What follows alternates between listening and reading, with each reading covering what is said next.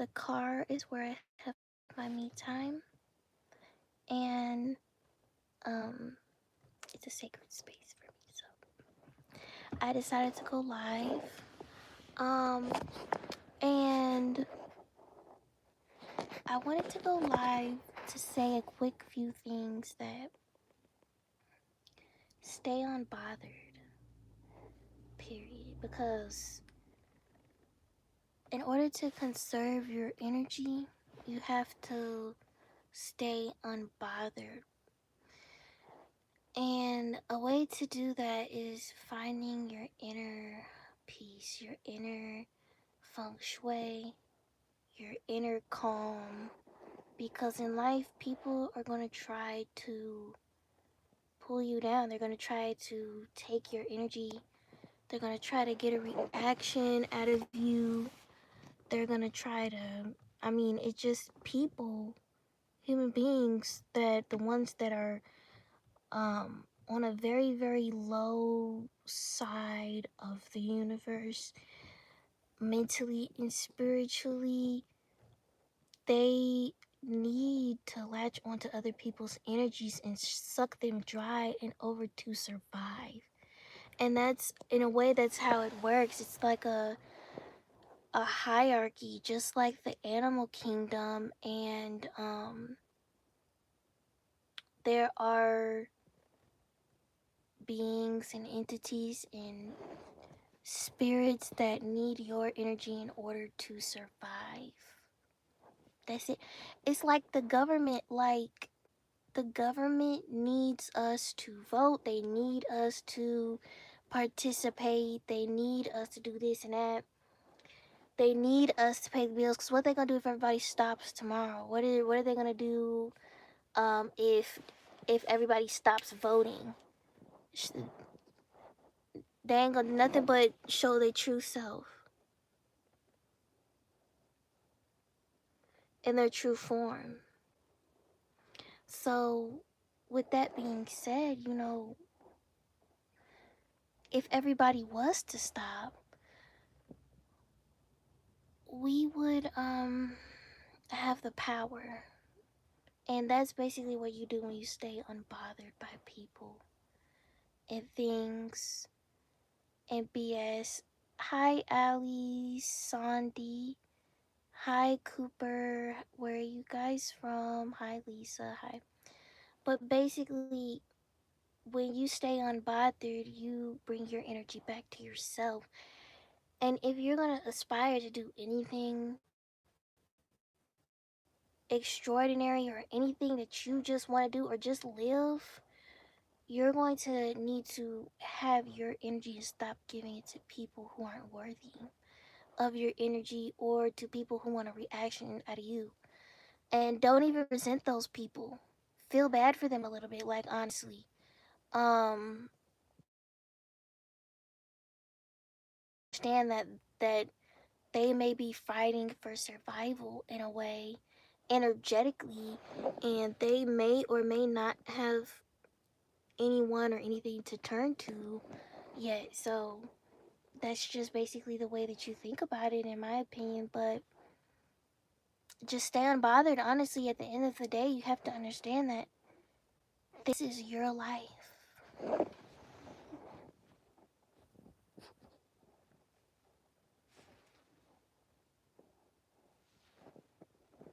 And you have a relationship with Great Mother and Great Father of this universe. You do.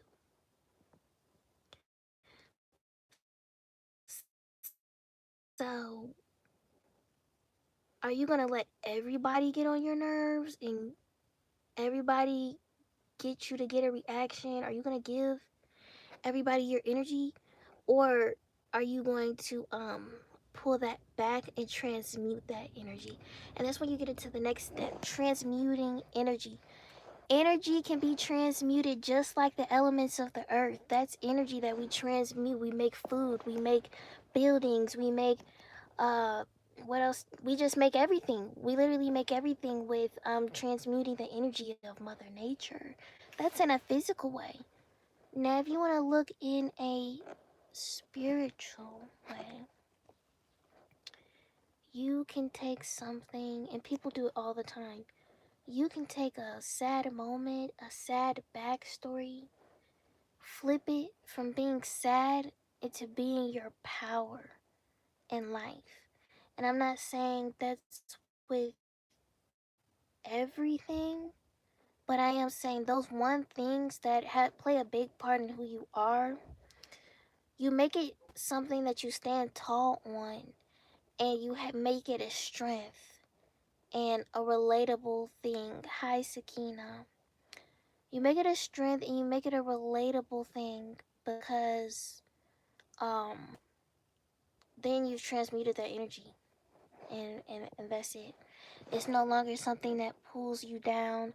Hi, Evan. Where are you guys from? It's not something that pulls you down. It it's now something that lifts you up. So you took that energy, like even energy from haters, people that want to hate on you, they want to talk about you, they want to try to antagonize you, they want to leave hating comments. Well, guess what? You can take that hating energy. Give me attitude. You can take that hating energy and you can make it into something better. Like if you have haters, you're doing a good thing because at least you know you're doing something extraordinary where people have to hate. Now you've transmuted that energy. Matter of fact, haters, thank you. Haters, they're feeding your cause. They're feeding your algorithm. They're actually giving you more energy because they're paying attention to you. And now, and even if that's just like I'm telling you, everything is literally alchemy. Because even if it's their gaze on you can soak in that energy. Like, I don't know if you guys understand what I'm talking about, but like, this is an actual thing. You can soak in that energy and make it something that kind of like plays on your ego a little bit, or something that kind of levels you up as if it was a video game. You know what I mean? Like, you know how in video games they get to a certain character and then they get like an upgrade or something because they unlocked some type of mission. That's how I look at a lot of things. So you can literally soak in that energy, flip it, and then now it's like, oh my gosh, I have a hater. That means that my cause is getting out there into the universe. My words or whatever I do, or whatever, I don't even care what it is, but it's getting out into the universe, meaning you're getting even more powerful and strong by haters because they're literally feeding your mission and they're feeding your energy. So it's just like if they really were smart, they wouldn't be hating on you. They would just ignore whatever it is that you're doing because, not saying that the energy would die out, but it's like if you don't like it, you're not boosting it. So you take yourself out of it. But what haters do and people that let their emotions and everything rule their lives instead of like taking a moment to breathe and think about this, they're gonna see something that triggers them or something, and then they just pop off. And y'all, I can say like that used to be me in a way. And hold on, cause I'm gonna go in the house, but I've really grown from that. And I got myself out of situations and environments that put me there, or was antagonizing and triggering to me. But either way, in life, you're gonna find some things that antagonize you, and it's like, okay, if you don't learn how to do something with that, you can end up in jail. Like, and or something can end up happening. And your favorite way to unwind after a long day. And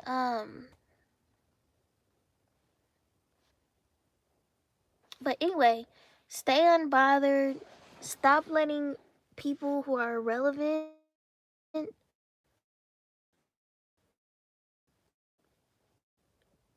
control about how you feel. Go breathe, go meditate, like find something new to do. Smile. Be happy. Be grateful, like that you're here, that we're here right now, or do something you enjoy to do, or sleep. I don't know, but stay unbothered. Don't walk around here upset because of, like, it's okay to be upset for, like, it depends what it is. The context is important, so take this information with the context that you take from it. But basically, what I'm saying is, well, I don't know, I forgot what I was saying. But either way, stay unbothered. Click the link in my bio to get yoga and meditation coaching, to get my money manifestation ebook, and to get my free cord cutting meditation, because we're cutting ties with things that's no longer serving us in 2026. And we're inventing and we're growing and we are enjoying the present moment and we're enjoying our lives. So let's stay in that energy. Stay from that energy that wants to make you mad or wants to have a problem. You know what I mean? Or wants to bother you. Stay away from it, because why do you want to bother me? And I kind of feel like, as a black woman, people already have put you in a category in their head of what you are and how you are to act. And it's not about proving them wrong, but it's about knowing to protect yourself against those type of people, because they're going to try you because of what they think that you are or who they think that you are, to see that ghetto, nasty, ugly reaction. And you have to think in a bigger, broader perspective and understand that I'm not going to give them that satisfaction. And that is going to happen too. Because honestly, for me, it has happened. And then there was an old me who, rage baited for sure. And then there is a new me that is just like not with that energy. And then there's also a me in the middle that embraces both sides. Because at the same time, as a yoga and meditation coach, I know how to healthy and professionally set boundaries, but I also know how to defend myself if need to be, because don't play with me. You know what I mean? So there's that balance in between, and that's when I say the context is important, because it depends on what happened.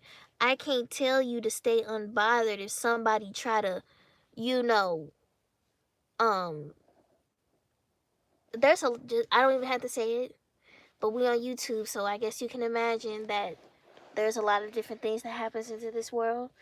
Okay, so context is important. I'll put that disclaimer there, because don't stay unbothered if it's not benefiting you. But 9 times out of 10 in regular situations, or even just challenging situations, like different situations I've been in because of what people think I am and all this other stuff, and you know, I just stay calm. because I'll tell you what it is, but me raising my blood pressure, you're not worthy of that. And that's kind of how you have to think. It's not arrogance and being better than people, but it's having self respect. People will teach you how to have self respect for them, but there's only a select amount of people that's gonna be like, okay, I have respect for myself in this way that I am not going to bring myself to a low energy and go low because somebody else is already there. You know what I mean? It's okay for me to have the respect for myself that you're not going to bring me there. You're not worth it. And then just having peace with that. So yeah, guys, that's it. I'm about to go in the house because, like I said, the car is my sacred area. I like when I'm in the car alone. No babies, no other people. I'm just in the car talking and sitting and thinking. And I come up with a lot of ideas here. But yeah, thank you. Y'all have a beautiful day or night.